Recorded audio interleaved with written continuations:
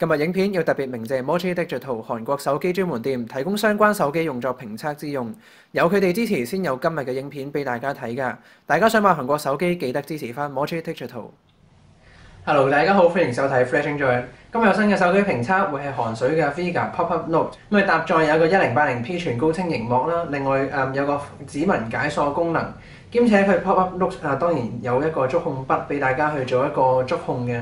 咁重點當然係佢售價非常之吸引啦。到底佢上手個質感、外觀設計以及係其他方面嘅表現如何呢？咁而家事不宜遲，馬上去片同大家簡單做個評測。我先講翻佢 Vega Pop-Up Note 嘅外觀設計。呢部手機本身其實做到比較多方正嘅機身設計咧，大家可以見到。其實自己覺得就都比較貼近就以前舊代Galaxy Note 嘅系列嘅手機嘅感覺嘅。咁大家見到其實整部手機用翻個白色嘅設計啦，然後中間咧就有金色嘅邊做一個設計。咁整體其實自己覺得攞上手個質感就唔係話特別高嘅，咁只不過話真係不過不失啦。咁考慮到佢本身3000蚊都唔使嘅價位，咁所以見到其實再 detail 想去睇翻呢個手機啊。咁其實先講翻話個手機嘅正面，咁其實本身呢個位置啦，右上角咧佢會有一粒 notification 嘅 LED 嘅提示燈，中間嘅位置就有個聽筒，有個距離感應器啊，同埋前置鏡頭嘅。我哋講翻話即係個手機正面嘅底部啦，咁大家見到咧佢又有一粒嘅 home screen 嘅 button 啦。咁主要鍵隔離會有一個嘅多功鍵同埋返回鍵嘅。咁兩個喺備用嘅時間咧都係隱藏咗喺螢幕嘅底部㗎，咁大家唔會見到嘅。咁至於講到個機身嘅背面啦，大家見到其實佢都係一個白色蓋咁，同埋有兩個圓圈嘅設計咧。咁一個當然係一個相機鏡頭啦。另一個 LED 閃燈同埋下面咧，呢個係用作一個指紋解鎖，咁大家就要掃落去先可以做到解鎖嘅，就唔係話就咁撳落去得嘅。另外就佢呢一個咧都可以用到一個動作鍵都可以嘅，譬如話撳兩下就熄 mon 開 mon 啦。另外影相嘅時間都可以用佢嚟做操作嘅，咁都另一個方便嘅地方。咁嚟講到機底方面啦，大家見到有個 Vega 嘅一個 logo 啦，有 Snapdragon 嘅 Qualcomm 嘅 logo 同埋有個外放喇叭嘅。咁至於講到我機身嘅頂部側部啦，大家見到有個3.5mm headphone 插頭，有降噪收音咪，同埋呢一支就係 Pop-Up Note 嘅一支觸控筆，兼且佢係一個韓式電視網絡嘅一個接收添嘅。咁當然喺香港用唔到嚟睇電視，咁但係縮翻埋都係一支唔錯嘅觸控筆嚟嘅。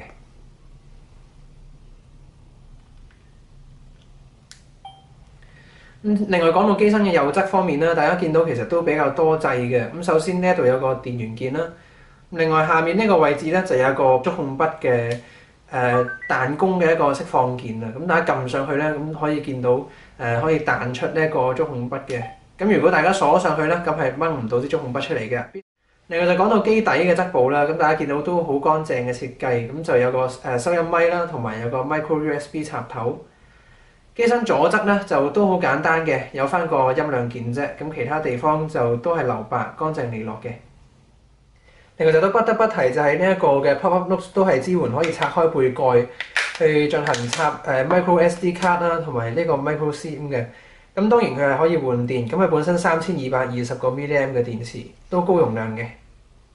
咁講翻上手嘅操作嘅質感方面啦，其實自己覺得呢個 Pop-Up Note 係都比較大部嘅手機，咁因為大家見到以我手嘅大細，其實都比較難去做到單手操作嘅。另外就都講翻佢機身嘅厚度咧，都比較厚，同埋都比較重身啦，咁所以就自己覺得比較笨重嘅一部手機。咁但係話真係講到機身嘅質料方面啦，咁呢個 Pop-Up Note 本身都係用膠殼嘅機身設計，另外佢就做到有個凹凸嘅質感嘅。咁呢個質感其實就都係線手，就冇話一個防滑嘅感覺啦。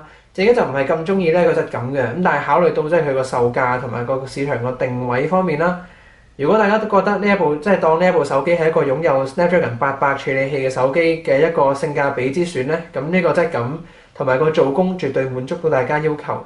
至於講到規格方面，呢個 Pop-Up Note 本身大細咧就77.7mm 乘151.7mm，厚度就9.3mm 厚嘅。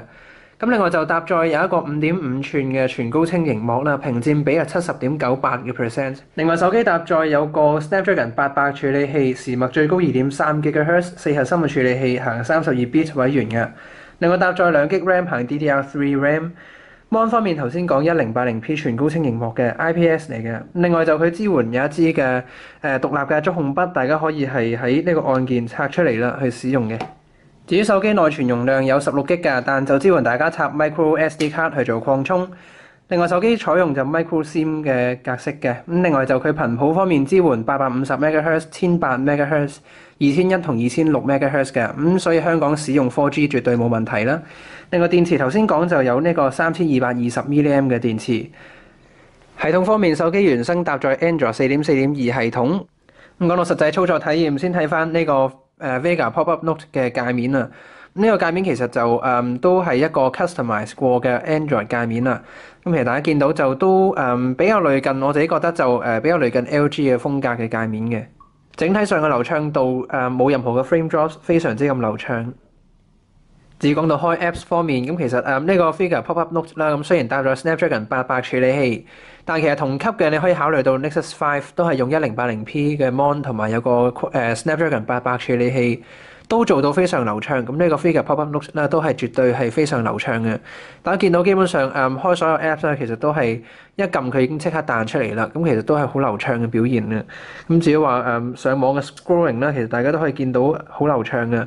咁但係留意翻，即係放大嘅時間咧，佢好似有少少貼唔實個手指咁嘅，即係有少少遲緩啦。咁但整體上都冇任何嘅一啲frame drops 等等嘅問題，所以個操作體驗係流暢嘅。咁講到跑分方面咧，大家都比較關心嘅。咁呢個Snapdragon 800處理器喺呢個Vega Pop-up Note 上面嘅運作會係點咧？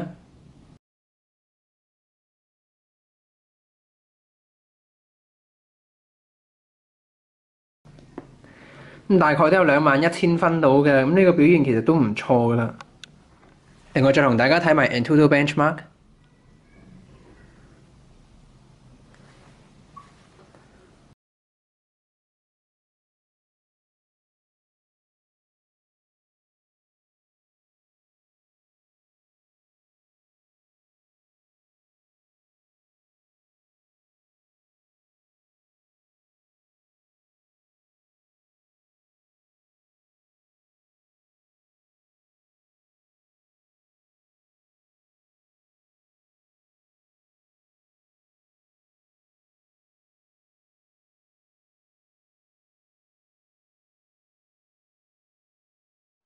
咁分數大概都有4萬分嘅，大家可以見到。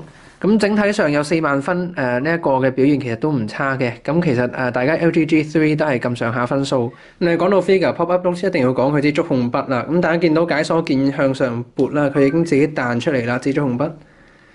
咁呢啲觸控筆就一般嘅電容式嘅觸控筆嚟嘅啫，就冇話特別名堂嘅。咁所以就變咗其實最主要係方便到大家可能上面 jot notes 啦，或者可能係日常食緊嘢嘅時間又唔想拎起個手機得單手操作嘅時間啦。咁啲觸控筆都好方便去使用嘅。咁因為佢都好靈敏啦，同埋可以撳埋你嘅導向鍵都可以觸控到嘅。咁完全嘅操作係冇問題嘅。另外就有個特別嘅指定功能啦，咁呢一個嘅V Pen 嘅觸控筆啦，其實佢支援一個 capture 嘅 edit，咁係做一個 screen capture 啦，然後就可以俾大家去上面畫公仔啊、寫字句等等嘅。咁變咗日常大家用你嘅手指去寫字，一定係有個困難喺度啦。咁如果大家用咗呢一支嘅觸控筆啦，咁絕對改善到大家一個手寫個字體。另外一定要提就係佢有一個指紋解鎖功能嘅。咁呢個指紋掃描器柱擺喺呢個機身嘅背面啊、背部啦。咁其實佢本身係一粒獨立嘅按鍵嚟嘅，大家可以愛嚟做開 screen、刪 screen、lock screen 等等都得嘅。咁至於話即係撳佢一下咧，其實已經可以係進行咗一個 screen wake 嘅功能噶啦，就代替咗你嘅電源鍵啦。咁然後喺上面掃一下，佢已經可以開 screen。咁大家見到佢感應都幾快嘅，咁只要大家掃啱位，同埋你去登記你手指紋嘅時間做得好咧，咁其實開機係唔難嘅。咁入邊個 settings 入面係有個 secret function 嘅，咁 function 入面有個 fingerprint recognition，大家可以登記2隻手指。咁同埋呢一個嘅 Free Touch 嘅功能咧，其實可以應用喺呢一個相機都得嘅，咁大家可以開翻個 camera 俾大家試一試睇。另外，如果大家撳住後面呢一個嘅非 touch 嘅按鍵啦，其實都可以做到個影相嘅。唔知再同大家睇翻個手機 mon 啦，咁先將熒幕亮度校到最高先啦。今次呢個手機就冇得大家去校唔同嘅 screen mode 㗎啦。咁但係佢原設嘅 screen mode 已經係非常之理想啦。因為點咁講咧？其實大家見到佢用到 1080p 全高清嘅熒幕啦，401個 PPI，所以佢都冇佢啲細緻嘅部分啊，launcher 嘅地方咧，其實都冇任何嘅一啲像素點、顆粒感等等㗎啦，都係好清晰嘅表現啦。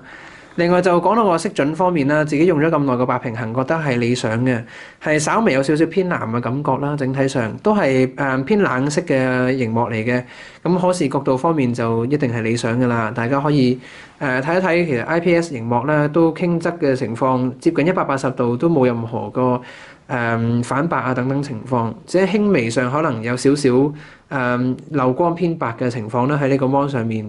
咁但係問題就唔嚴重嘅，色澤都係得到保持嘅。咁至於講到相機方面，Figure Pop-Up Note 最高可以拍到13萬像素嘅相啦，另外就可以拍到4K 嘅影片都可以嘅。另外相機都有唔同嘅模式俾大家揀嘅，咁有 Live Filters 俾大家去做唔同嘅 filter， 即時做到個預覽啦。另外模式方面，大家都可以揀唔同嘅模式嘅，有 HDR 啦。有 Night Shot 啊、Dual Shot 等等嘅，擁有 F2.0 嘅大光圈啦，咁影夜拍都唔錯嘅，咁喺室內影相有充足光源啦，咁更加清晰添嘅，都有幾張示範圖片俾大家睇下。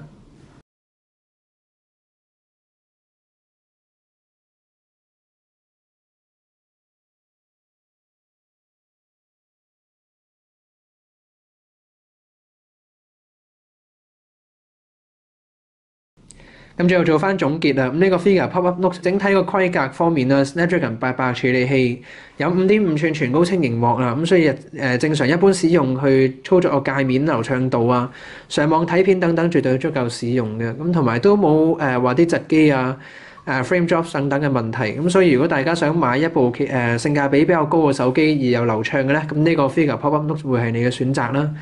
另外就講到做工方面，自己覺得就只係不過不失嘅啫，因為9.3mm 都比較重身啦，同埋熒幕都冇做到啲超窄熒幕邊框嘅設計，所以都比較大部嘅。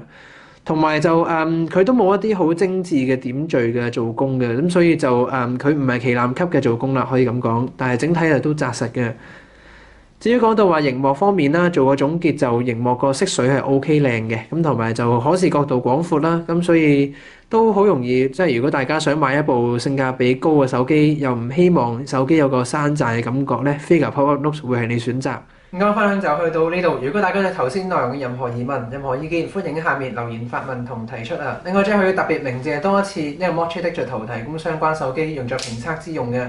如果大家對頭先嘅 Figure Pop-Up Note 有任何疑問嘅地方，想再去了解嘅，可以喺下面留言發問提出翻，我希望下次影片幫大家補足啦。